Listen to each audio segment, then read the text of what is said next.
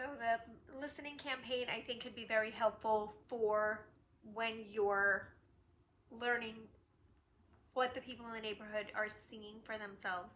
Very important because that's representative government, and to further stress that we do need to be involved civically, whether it's us ourselves deciding government for us, and if we don't vote and if we're not involved, then we're allowing communism straight up.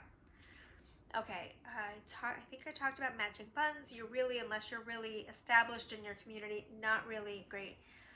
The conservative and Republican parties being aligned right now, I think could help us. There are some old school Democrats that will never vote Republican. So maybe voting on the conservative line is a little bit easier for them. And if we can work together and just keep building more consensus, then it'll just get easier. Also, we have to reflect on giving everybody the benchmark of what a Democrat presidency, that administration did alongside of a Democrat supermajority in New York State. Because now we're going to start seeing some of the effects of a Trump presidency. We cannot allow the supermajority or the majority in Albany or New York City to start taking credit for the policies that come from that top level. We have to draw the picture that people can still see what New York's policies are still doing and affecting them. So candidates also should come together and have roundtables. Act as if you are in that position and how you would legislate, how you would take an issue from the community and say, okay, this is the first step. This is how we introduce the bill. And this is how we now have a committee meeting regarding the bill. And this is how it gets passed out of committee and goes to the floor. And this is how it would get voted on to become law or an ordinance in New York City.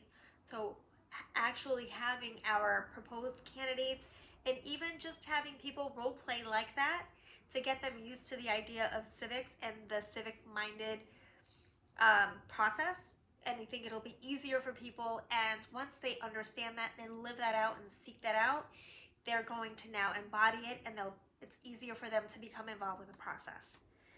So I think that's what I have for now. Oh, the ground game. The ground game, so important.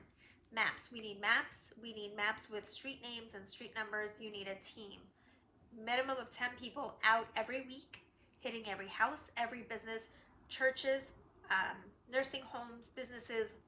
If you have Chamber of Commerce people who are very active in your area, very, very important. Do as many presentations in front of people as possible. If you do not feel comfortable speaking in front of people, call me. I'll help you. Doing fundraisers while you're on the ground, it just sort of takes you away from where you should be. The ground game is where you want to be. In front of people, outside of schools, mornings and afternoons, train stations, if you have the Long Island Railroad near you, if you have Metro North near you, wherever you feel comfortable meeting people on their way. Even if it's just holding up a sign as people are getting on and off the train in the morning or on and off a bus. Bus stops are great places to meet people. Barbershops, number one, first and foremost. They're always very warm and welcoming, and I feel like that's a great place to have a little town hall. And I ask many barbershop owners, please call me. I'll come by anytime you have people that want to have a conversation. So those are the ideas. That's what I found effective for my campaign. I'm sorry I couldn't be there in person, and hopefully we'll be able to meet in the future and work on some campaigns and get New York righted on the right course, the correct course for our future, for our children. Have a good night.